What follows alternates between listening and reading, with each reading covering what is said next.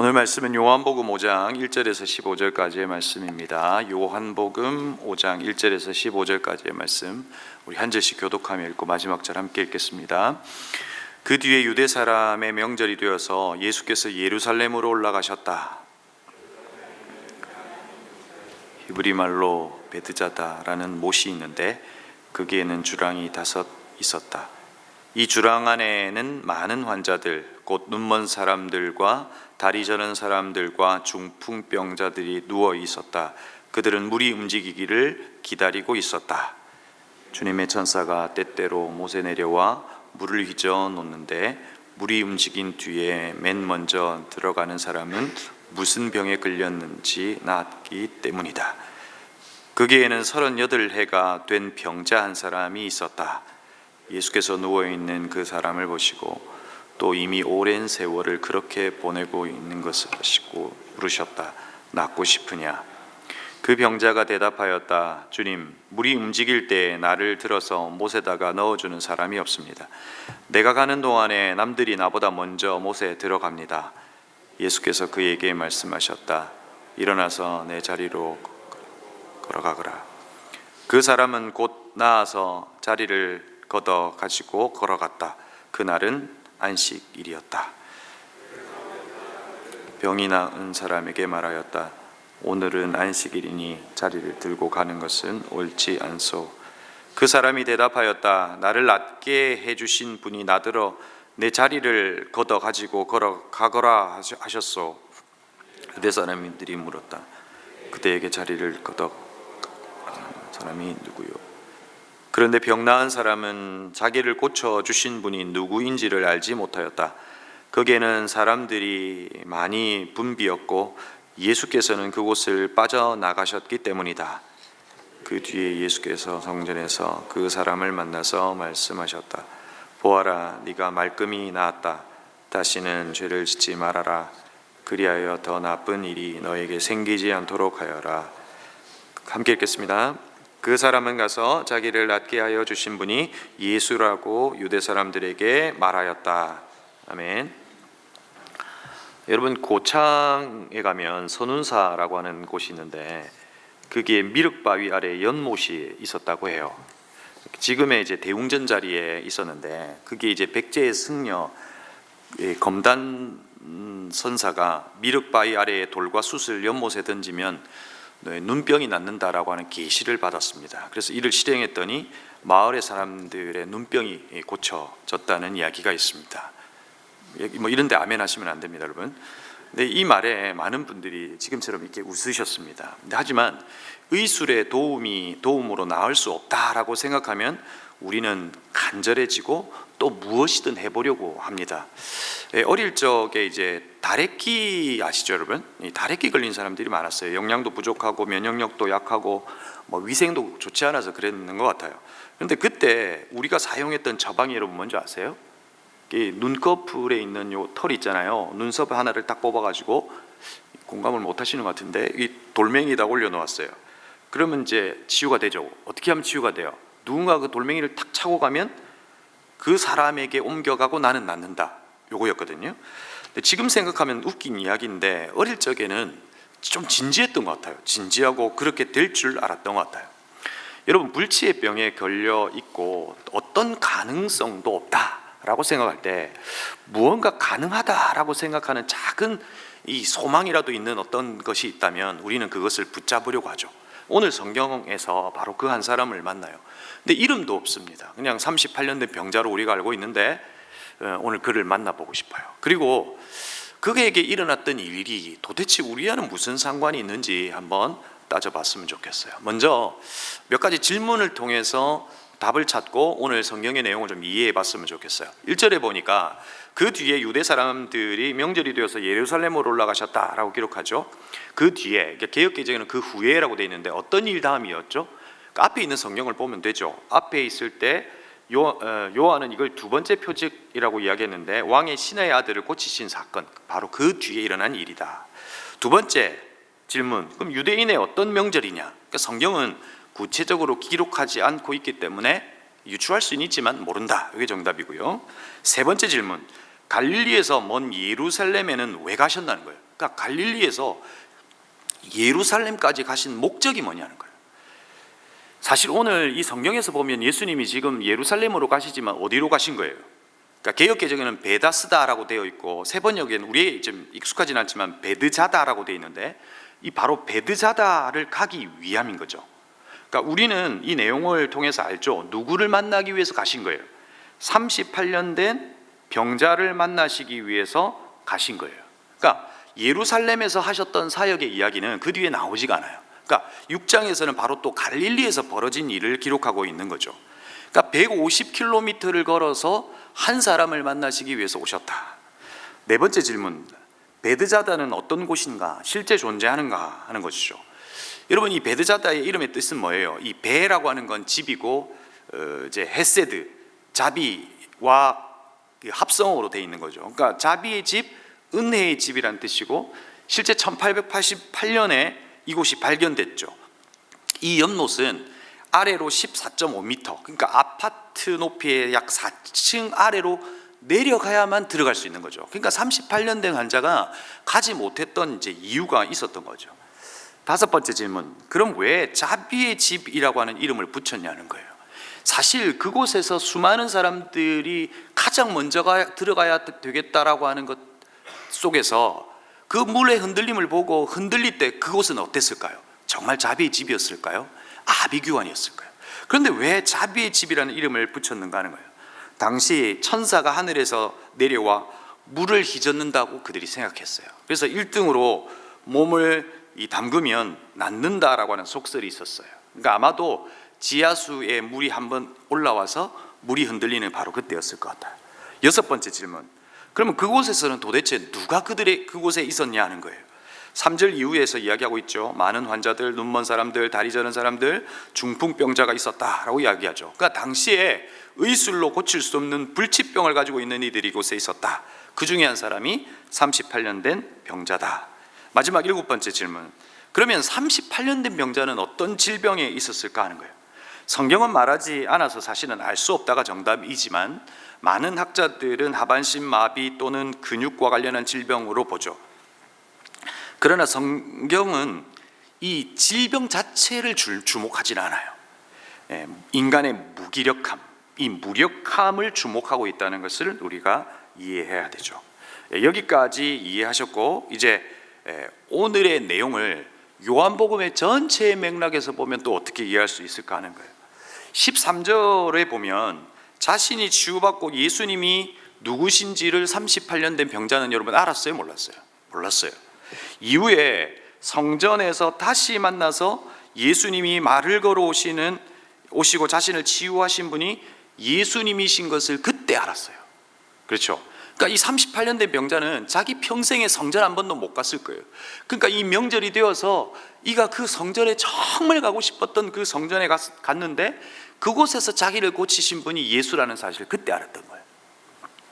그리고 그 예수를 유대 사람들에게 말하고 다른 사람들에게 내가 낫게 해주신 분인 것을 말하고 다녔다는 것을 이제 15절을 통해서 볼 수 있는 거죠. 근데 여러분, 이 표적을 통해서 사실상 요한은 뭘 이야기하고 싶은 거예요? 예수님이 누구신지를 이야기하고 싶은 거예요. 선착순 1등, 열심히 하면 구원받는다라가 아니라 은혜로 구원받는다. 예수의 권능이 그것이 가능하다라고 하는 것을 이야기하는 거죠. 또한 예수님은 또 무엇을 우리에게 알려주시는 거예요? 우리가 찾아가야 은혜가 주어지고 병이 고쳐지고 구원을 받는다가 아니라 우리를 친히 찾아오신다는 거예요. 갈릴리에서 예루살렘까지 여러분 아까 제가 말씀드렸잖아요. 150km를 걸어가야 돼요. 그 거리를 걸어오시면서 예수님은 무슨 생각하셨을 거예요?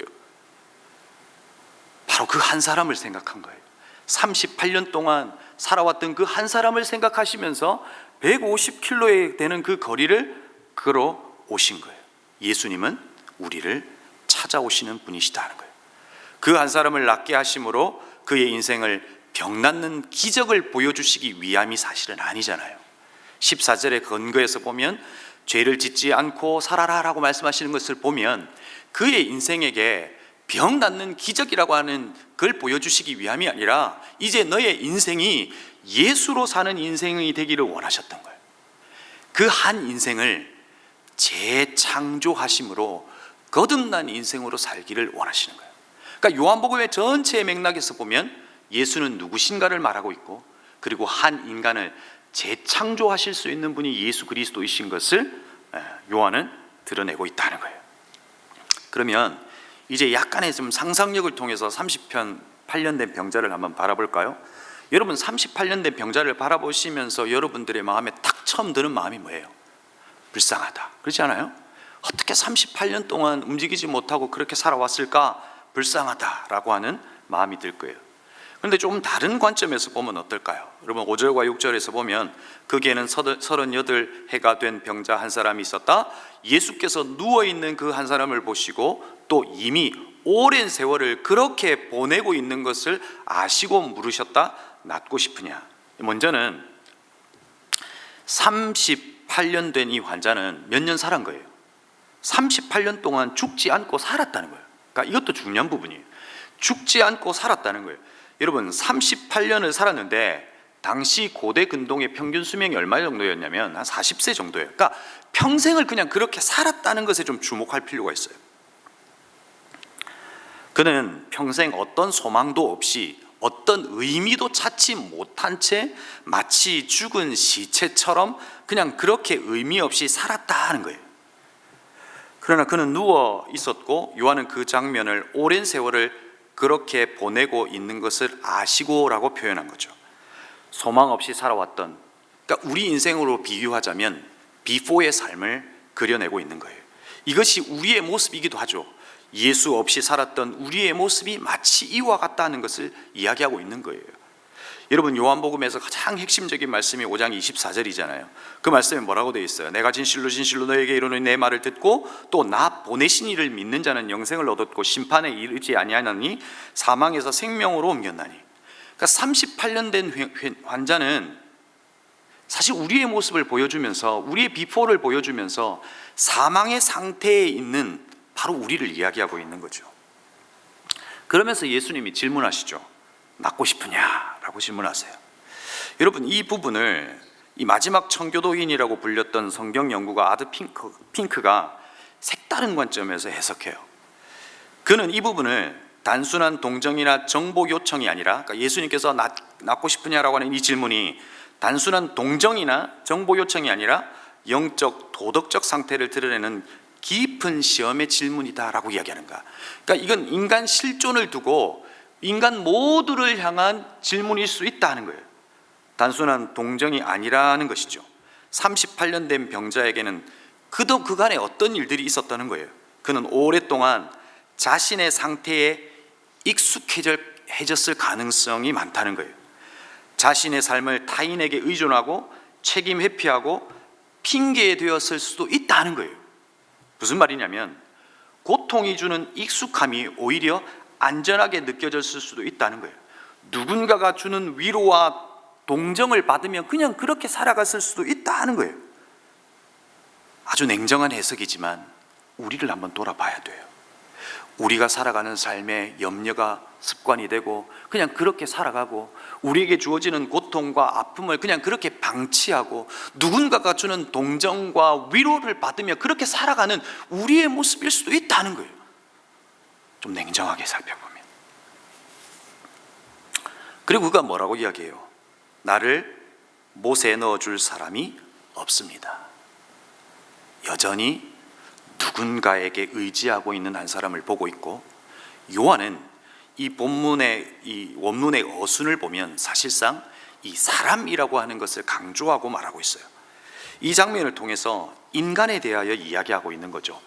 우리는 누군가에 의해 또 스스로 구원받을 수 있는 존재가 아니다라고 하는 것을 요한은 드러내고 싶었던 거죠. 예수님은 그에게 선포하시며 말씀하시죠. 일어나서 네 자리를 걷어 가시고 걸어가거라. 예수님은 명령의 형태로 38년 된 환자에게 은혜를 베푸신 거예요. 그에게 없는 것, 아주 절실하고 필요한 것을 그에게 주신 것이죠. 그리고 예수님은 그의 인생에 대하여 이것저것 설교하지 않아요. 이렇게 살아야 된다, 은혜 받은 자는 어떤 삶을 살아야 된다라고 하는 것을, 그런 정보를 그에게 주지 않아요.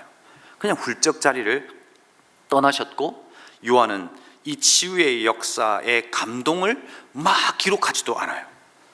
바로 그 뒤어 안식일의 이슈를 바로 끄집어내는 것을 볼 수 있죠.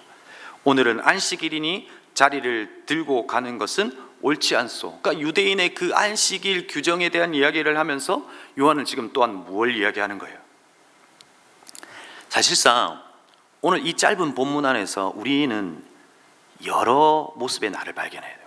38년 된 환자 속에서 나를 발견하기도 하고, 또 이 유대인의 모습 속에서 이 종교인이 되어버린 유대인의 모습 속에서도 나를 발견하기도 하죠. 안식일의 이슈를 끄집어내면서 우리에게 뭘 이야기하고 있어요? 무기력함 가운데 하나님의 은혜를 구하지 않는 한 사람의 병든 38년 된 병자의 모습, 그걸 우리에게 보여주기도 하지만, 율법이 짐이 되어버린 유대인의 모습 또한 우리에게 보여주는 거예요. 그러니까 우리에게도 율법이 짐이 되어버린 경우 있지 않아요? 주일 성수, 기도해야 된다, 어떤 종교적 열심을 강요하면서 오히려 그것이 짐이 되어버린, 그래서 예수 그리스도를 누리지 못하고 살아가는 우리의 모습도 있을 수 있다는 거예요. 이것도 지적하는 거죠. 자, 가장 안타까운 건 뭔지 아세요? 예배를 드리러 와요. 그 예배는 누가 드릴 수 있는 거예요? 죄인인 우리가 거듭난 자가 드릴 수 있는 거예요. 그 예배의 영광 속에 우리는 꼭 끌어져야 되고, 그 예배의 영광 속에서 감격해야 돼요. 그런데 오늘을 왜 찬송가 안 부르고 복음송가 부르네요? 그러면서 그 예배를 그냥 그렇게 종교적인 판단 속에서 버려버려요. 너무 가슴 아파요. 그게 이 38년 된 명자예요. 우리는 이 본문 속에서 냉정하게 보면 두 가지의 나를 보게 되죠. 예수님은 그에게 죄를 짓지 말아라 말고 살아라 라고 예수로 사는 인생으로 그를 보내요. 그는 아마 예수로 이제 살아갔을 거예요. 그냥 과거에 일어났던 기적에 취해서 살아가는 게 아니라 이제 진짜 예수로 살아내는 인생을 살 거예요. 유대인처럼 율법으로 사는 인생이 아니라 예수를 누리면서 살 거예요. 날마다 주님을 찬송하며 살 거예요. 그 은혜를 누리며 살 거라고요. 사랑하는 성도 여러분, 그 모습이 저와 여러분이 되기를 바랍니다. 예수 그리스도를 누리고, 예수 그리스도를 노래하고, 예수 그리스도가 목적이 되고, 종교가 짐이 되고 사역이 짐이 되는 게 아니라 예수 그리스도를 누리고 이 땅 가운데 기쁨으로 살아내는 그런 인생이 되기를 정말 주의 이름으로 축복합니다. 우리 시간 함께 합심으로 함께 기도했으면 좋겠습니다. 우리 말씀을 기억하며 기도하십시다. 38년 된 병자 속에 내 모습이 있습니다. 오랫동안 자신의 삶에 익숙해져 버린 것이 있지 않으세요? 거기에서 일어나야 돼요. 익숙해져 버린 것, 그곳에서 안정감을 누리는 것, 그것이 나에게 내 인생의 핑계가 되어버린 거 있을 거예요. 일어나야 돼요. 예수 그리스도를 붙들고 일어나야 돼요. 주님께서 그걸 원하세요. 또 내 열심과 내 경험과 내 기준 속에서 내 율법을 가지고 있는 거 있죠? 그래서 진짜 예수님을 못 누리고 있는 거 있죠? 그거 깨뜨리고 일어나야 돼요. 그래서 우리는 그 예수 그리스도를 누려야 돼요. 오늘 시간 말씀을 기억하며 오늘 하나님 아버지, 우리의 자리를 일어나 예수 그리스도를 누리는 자리로 나아가게 해주십시오. 말씀을 기억하며 기도하십시다. 오늘 금요일은 목장을 위해서 기도하는 시간입니다.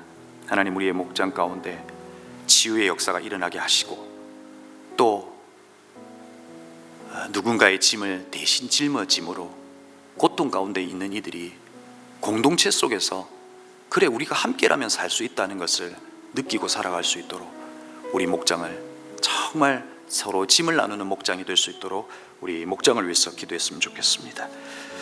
그리고 이제 설이 명절 연휴인데, 명절 연휴 가운데 하나님 아버지 가족을 만나는 것 가운데 그곳에서도 회복의 역사가, 치유의 역사가 일어날 수 있도록 인도해 주십시오 라고 우리 가족들을 위해서 같이 기도했으면 좋겠습니다. 함께 기도하시겠습니다.